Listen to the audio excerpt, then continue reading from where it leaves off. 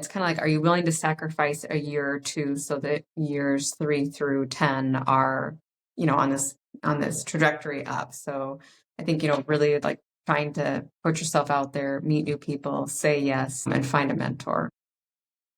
Welcome to the Leading Lane podcast for real estate pros by real estate pros with your hosts, Ashley Frederick and Stephen Birch.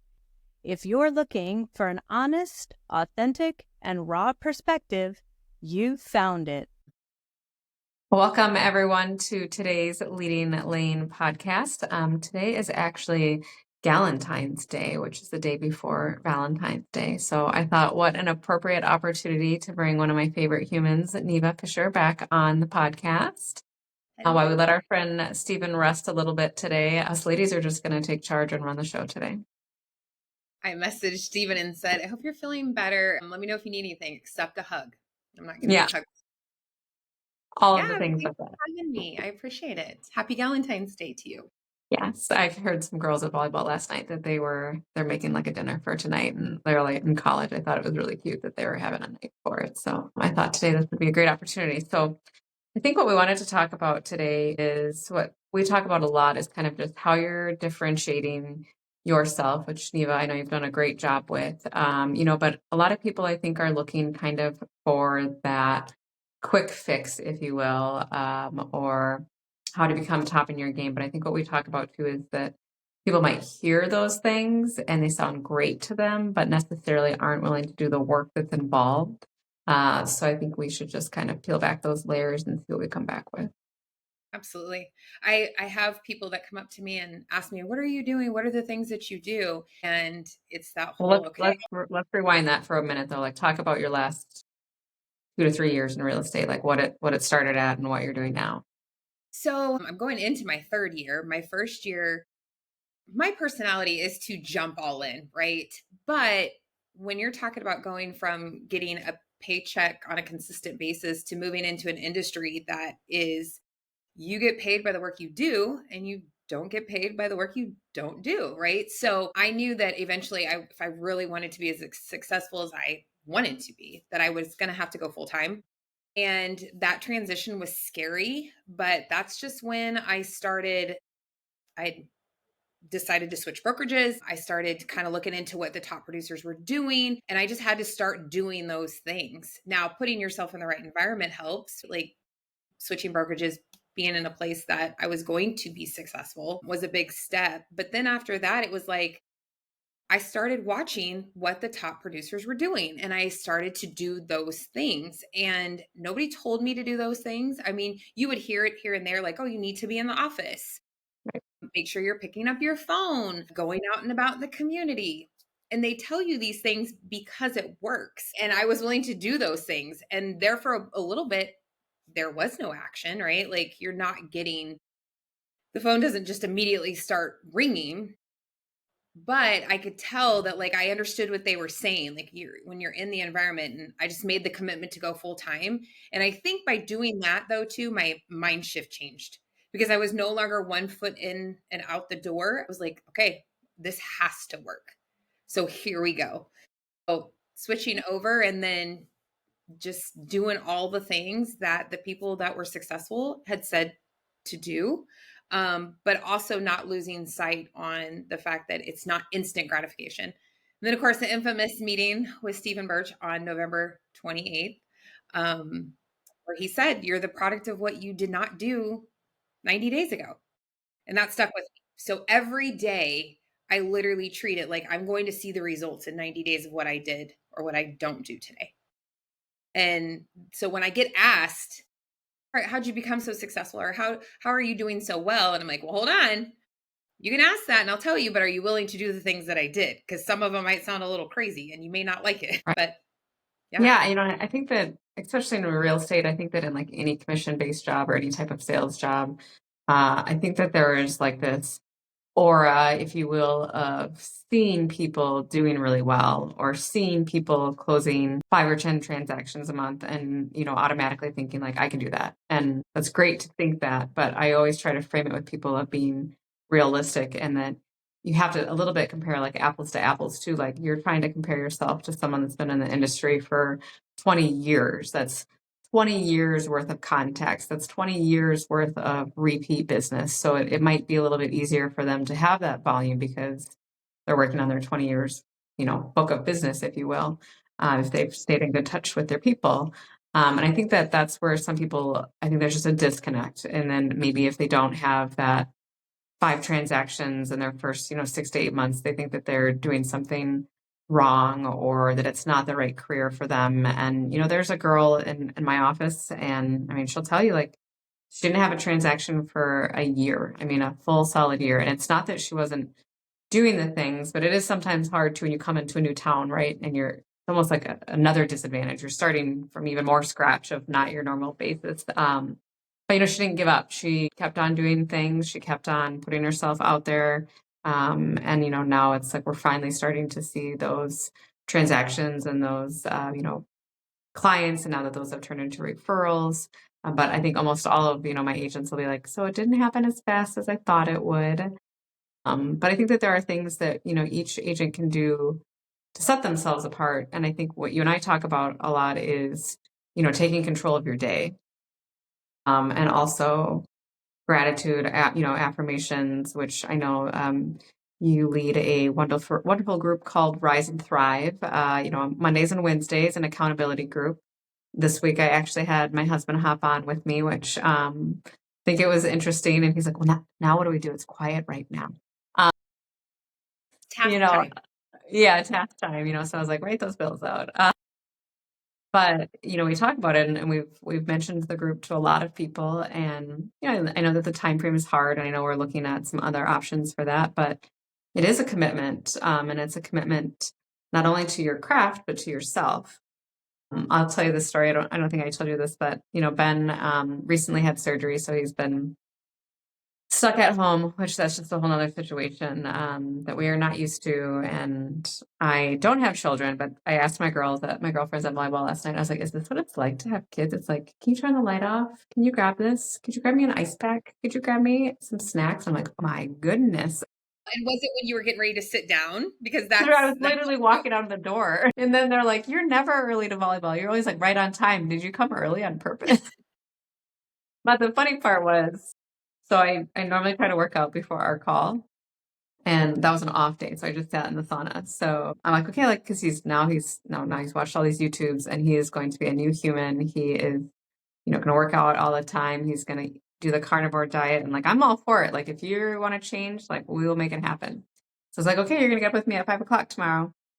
So he's still on crutches and stuff. So he has to like make his way down to the sauna, which is a workout in itself, and then work its way back up to listen to the call. And then for me, I do like 12 minutes or so on my Shakti mat. And then so I made him sit on this like little shoulder roller thing in the meantime. And then I listen to a breathing exercise while I'm doing that. So I kid you not, he's like laying there and he's like, "Ugh, this becoming a new person is really hard work." love it. That is so An hour and a funny. half into his first morning hanging out with me. And I actually texted that to Steven, and he's like, "That's hilarious, but I think it's good for him to see, not only do you work hard in your career, but like how hard you work on yourself ahead of time too." And that doesn't account for like a next hour of like Audible and getting ready. So I think that that's just where people get lost, is like you can accomplish a lot in the morning. And if you're really preparing yourself, and like mental toughness is what it comes down to as well. Like today I didn't get up as early, I had a headache, and like it's just the things throughout the day. I don't think I am equipped to be as like nonchalant about them. Like things might irk me a little bit more when you're not fully prepared.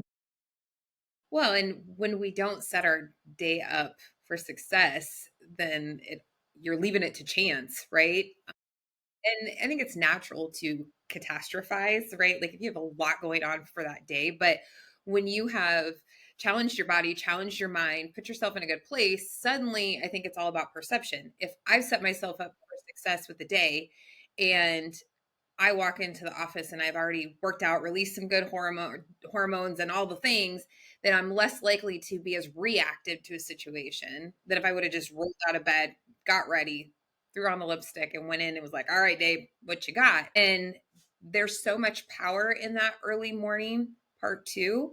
Um, when I was setting up Rise and Thrive, so the power hour is based off of tasks that I found top producing people do these things. And I just condensed it down to an hour. And the first time that it really clicked for me, that intentional work time that we do is 20 minutes long.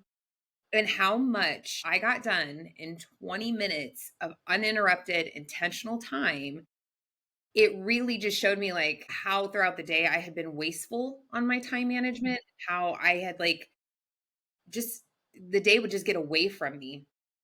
And the days that I do the power hour and I do intentional work time, they just have an overall different feel to it. Mhm.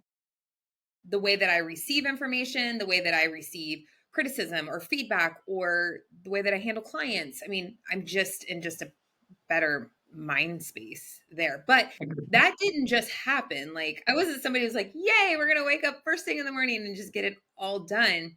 It came from going through the day, figuring out what's working, what's not, where can I control things? Because in this business, there's a lot of things you can't control. And you get a Mm-mm. lot of situations that pop up, and you're like, okay, well, we're going to figure out this one. So if you can take control of your day and set yourself up for success, I mean, why not? And then in this industry, again, we're busy and we have our families. When we go home in the evenings, it just feels like there's so much more intentional time there too. So intentional work time, intentional growth for yourself. And even if something negative happens throughout the day, it wasn't all lost. When you leave it to chance, you have a bad day. Oh my gosh, it's a horrible day. If you get up and you work out and you do the mindset thing and you're into it and something does happen, you're like, yeah, it wasn't a great part, but it didn't ruin your whole day. Right. Well, I think the first time I read the 5 a.m. Club, if you haven't read that book, it's a great book. And that's when I started getting up at 5 a.m. And it just makes you like look at the day differently and how you can stack your day. But it's also like, I mean, like most of the time, clients aren't calling at 5 o'clock and 6 o'clock in the morning, right? So, I mean, it is truly like uninterrupted time to focus on yourself. And I was watching something last night too, just about like how, like reading books, how much it makes you a better person, right? Just things. And for me, it's Audible. I just don't read books. We don't do that. I don't do that well. I'll read 5 pages and I'll be like, literally not sure what I just read. So I do Audible instead. But, I look back on like first self-help books, if you will. I think the first one was the 5 a.m. Club, but then it was, I think, Girl Wash Your Face, which was like a Rachel Hollis one. And that one had a lot to do with your surroundings and people that you surround yourself with. And when I was listening to that, I was like, oh no, like I'm surrounded by some not great people. Like very quickly became aware that they were like energy suckers and I had to remove them. And then I read like the next one, which was, I think, Stop Apologizing. And then I was like, oh no, like still, like I still have bad people. And so you started going through this cycle of like cutting people. And that like leads you to other avenues. Like you found time now for good people, but then it started being like more like business type books and leadership type books. And I mean, I think we should all be reading until like we can't read anymore or, listen to audibles. Like there's just always so many things you can take away or a different perspective. And when you really start to hone in on like your specialties and, you know, again, like those books will give you prime examples of like, oh, I could have been doing this, or I should be doing this, or that's a great idea. Why haven't I done that?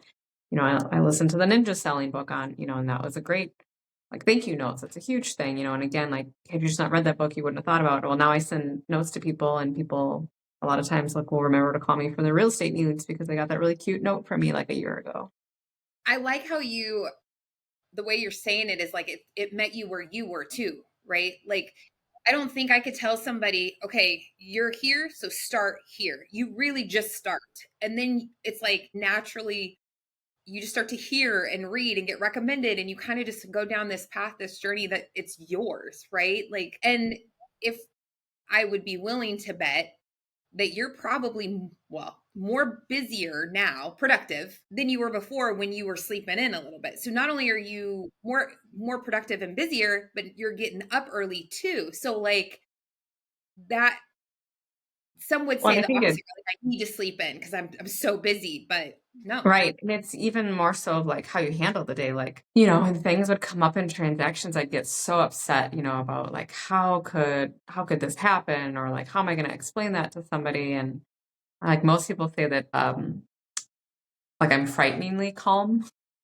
Like they'll be like, "Oh, but you're like so calm, like nothing riles you." And I think it happens over time too. Like, I feel like I've seen it all, or like that doesn't surprise me, or like, yep, okay. Like, but what does that heightened emotion get you? Like, what does flipping out get you at the end of the day? Like nothing, right?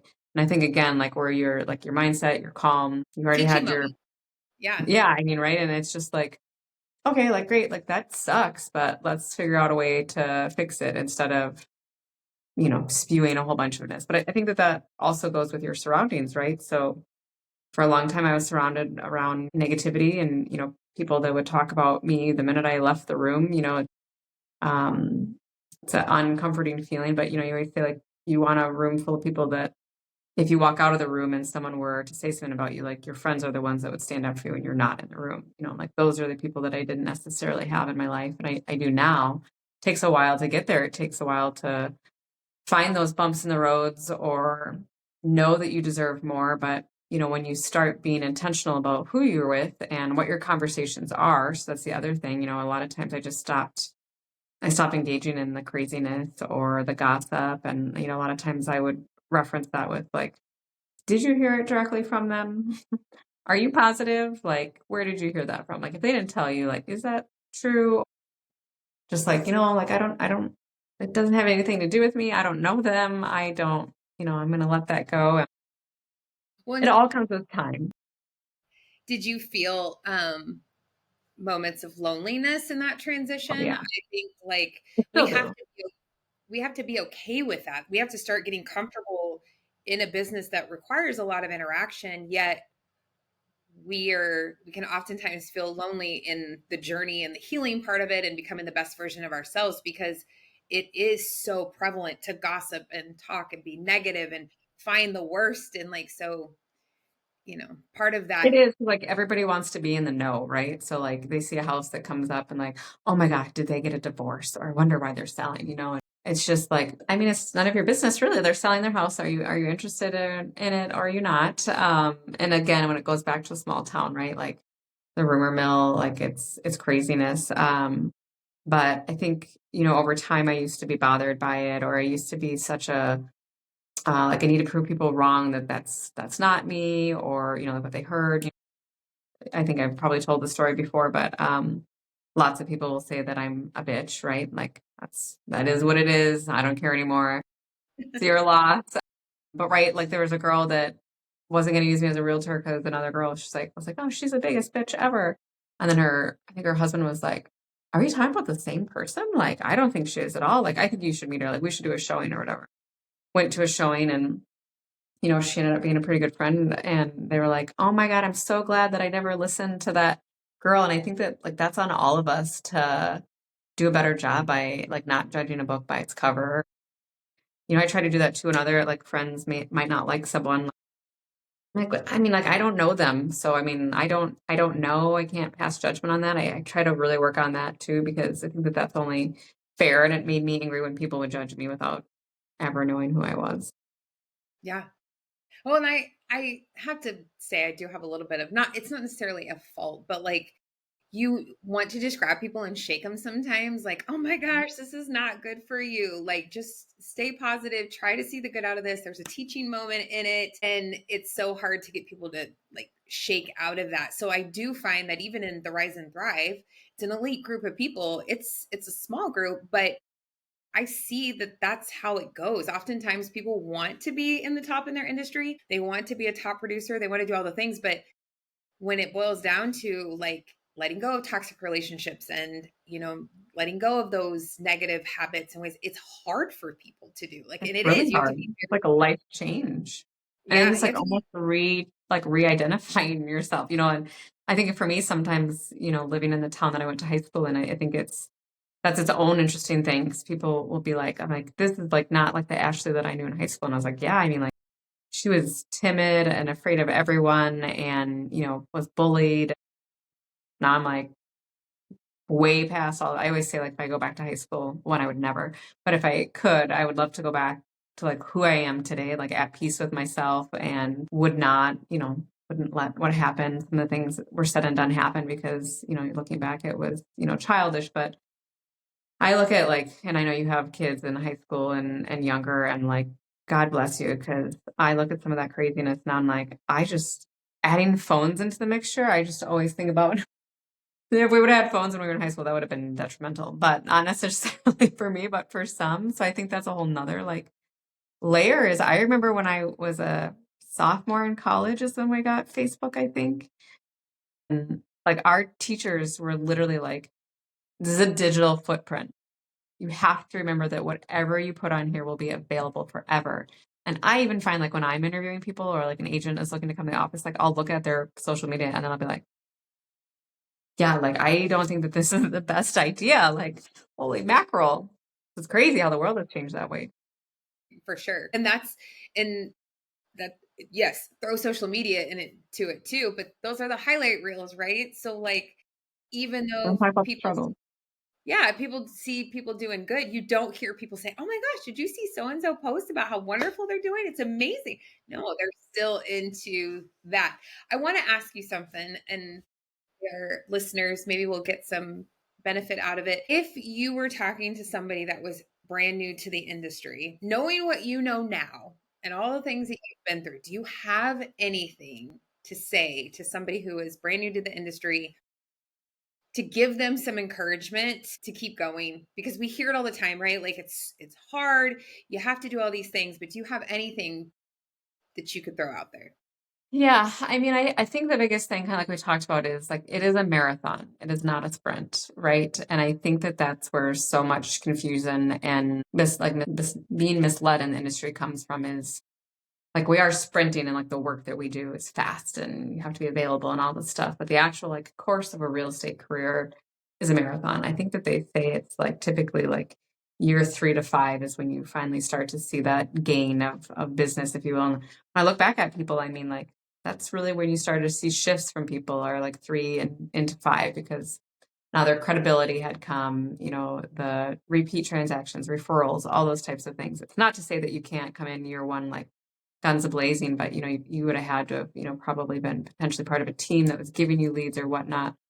I think that for me, if I had any advice right away, like I would say to try to find a mentor right away, somebody in real estate. Our office, I think we're lucky in that we have accountability partners, but if you can find a seasoned agent, and I tell you that I think like most seasoned agents would be appreciative of someone ask them, like it's not necessarily like, do you have to show me the ropes? Can I come to showings with you? Can I come to closings with you? It's more or less just that mentor piece. Like, hey, can I have coffee with you once a month and just pick your brain, right? And I enjoy when people do that, with me. And, obviously I have coaching clients and it's the same thing. Like, did you think about doing this? Or did you think about doing that? Because you haven't had that opportunity, but now it gives you that leg up over the other person that might be started the same time that you did. And same thing, they're not doing anything. They're just kind of waiting for leads to come in.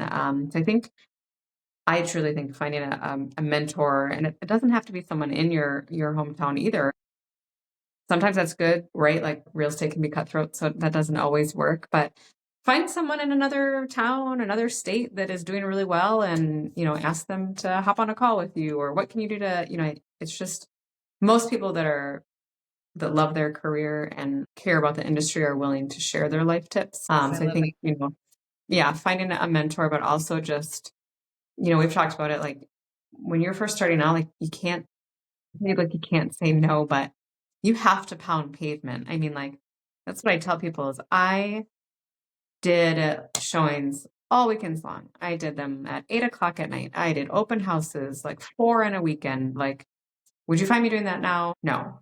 But that's because I was able to build that book of business. But it's funny how much those open houses, I'd have someone that went to one of them and 3 years later, they would call me and be like, we met you at an open house. You were so kind. We list our house. It was 3 years later, like, I just don't think people understand that it is time. I mean, and it is, when you have families and might have another job, it's hard, but I mean, you have to really want it bad enough and that you tell people it's kind of like, are you willing to sacrifice a year or two so that years 3 through 10 are, on this trajectory up? So I think, really like trying to put yourself out there, meet new people, say yes, and find a mentor.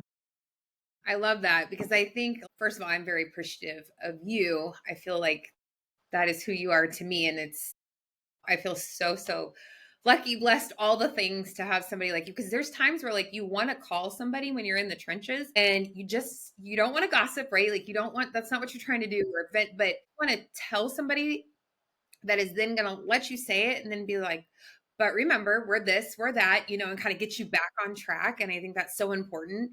Also, too, when you say that, you want somebody that's not like a recruiter for you, right? Because they're going to tell you all the beautiful things and all the great things. And I was talking to somebody the other day and they're like, I want to become a realtor. Houses are just going left and right and the flexibility. And I'm over here like, if you call like talking on the phone at 10 o'clock at night and going out to the cafeteria of your son's basketball game while he's in there playing, being on your computer because you're finishing a contract, flexibility. Yes, it is. But there is a lot of sacrifice. And so by sitting down with somebody that kind of gives you the real and raw edge of it, not negative, but just the real moments of it, it allows you to like, okay, that's the season I'm in. It's the first 2 years. I knew this was going to be the building blocks to it.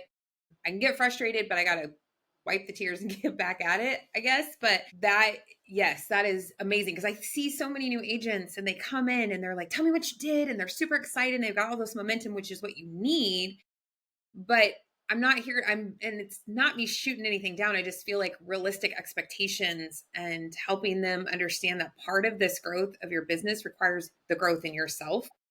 That can open up a whole new can of worms. I mean, when you are working on yourself and you are bettering yourself and you're becoming a different version of yourself, there's a lot of And change. it's not always easy, because you find maybe you didn't even like yourself before, right? Or you didn't like parts about yourself. One thing that when you're talking about like when you're calling, you have a bad day, like one thing I really try to do with like staff or with people is I'll be like, okay, I need like 2 minutes, 2 minutes to just vent, gossip, whatever. I just need to get it out and then we're gonna move on. And then I'll just like speak them like, okay, I just need to get it out and now it's done and we're not doing it, right? But like that's just human nature. And so I think that I hope that like people pick up from that too and that they know like when they come to talk with me, like I don't really want to be gossiping. I want to like help people or whatnot. But if you need to come and like we'll let it all out and then move on. We're not going to spend like an hour on it. But I think the other key part, obviously the mentor, but I mean like an accountability group. I mean, what you're doing at Neva, I mean you're doing it for free, which normally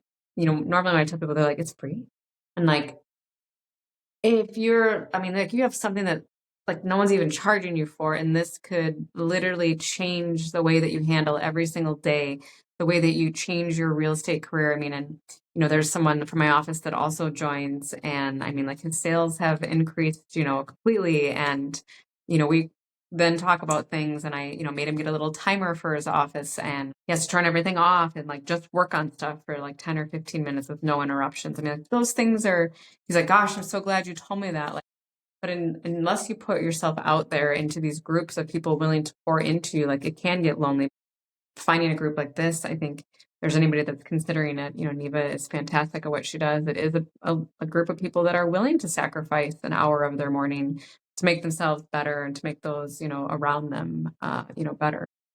Yes. Well, I appreciate that. And that's the whole goal, is to get people to understand that when you set the intention and you have big goals, but you learn how to prioritize the little things and do those on a daily basis, even just in your own life, you can't help but win. We are winning the day, even in the first hour, right? So if nothing else happens, I show it for myself, right? I do it for free because I do have a passion in doing it. I show it for myself as well. So if nobody else was to show up, I would be there. But it feels very inspiring to be a part of a group of other people that have a lot of value in the industry, right? Like some of them are not brand new. They've been in it for a while and maybe they just got into a little bit of a funk and was like, I got to figure this out.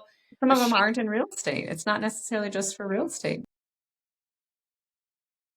tattoo shop owner, a retired school counselor who her routine was completely different. She didn't know, like, oh my gosh, now what do I do with my time? How do I do it? And she doesn't have to get up at 5:30, but she does, because there's other parts of it that are valuable, right? Like just being intentional. What's I hope that that we, accountability part, right? Like I feel guilty if I don't get on, right? So like I'm like, nope, I have to get up. Like I have to get on that phone call. Like somebody's counting on me to be on that phone call. yes. And it does feel good when we push ourselves and we push the limits a little bit, right? Like we're sharing wins, we're being intentional with our work time. Like we just feel so successful when we're done. And yeah, I mean, Well, I think, earlier this week we did an exercise, which you'll have to get part of the group to know the whole exercise, but it was kind of about like your goals and, using Chat GPT to help you with what your day looks like in the future life and setting that out or whatnot. And so I think I sent you mine. I mean, it was a little eerie for like all the things I'm working on. And I read that to my coach. I didn't tell you this. I read that to my coach and she said, I want you to either read that to yourself every single day, or better yet, I want you to record it, you saying it, and I want you to listen to it every single day. I I thought you'd love that. appreciate it. I love that. Yeah. And even in the little bit of time that we do in the power hour of these like positive and not even necessarily positive, we just talk about life events and things that can happen and how do we set ourselves up for success. But then we also talk about the things that maybe we don't want to talk about. And that exercise of putting our future self out there, that's another thing when you talk about like going through the hard times in this industry, we see what we didn't do or did not do from the previous 90 days, but also think it helps to have like the goal right in front of you and picture yourself where you want to be and have that as, I don't know if prize is the word, but focus, because Yeah. I don't know, if a deal falls through or maybe something that you set the goal and it didn't happen, keep going, keep pushing yourself. There is, and it's going to come, it's going to happen. Ever think about what it would be like that way, then what are you even doing it for, right? Like we we work out because we want to maybe look a certain way or we want to be healthier. There's always an end goal to it. And that exercise was designed just to put that future self right in front of you now. And I know when I read mine, I just started bawling. Like I feel It was it. great. I wanted it. And it was like, and Chat GPT is super cool, right? Like it starts to learn you and it's adding in all these descriptive words that just bring so much meaning. So I love that, to record it and listen to it. That is a great, yeah, I love that. Well, thank you, Neva, for hopping on our Galentine's Day podcast today. But I think, again, making sure that you're reaching out to other people, looking for people that are looking to lift you up, finding an accountability group. We love to have you on Rise and Yeah. Thrive. You can definitely reach out to us if you'd like to know more or if you have any other questions. But otherwise, we hope that you guys have a great day and we'll see you soon. Yes. Have a good one. If you've enjoyed today's episode, please like, subscribe, and share with others. Stay connected for more genuine insights and strategies to boost your real estate career on Facebook or check out our website. We'll see you next time.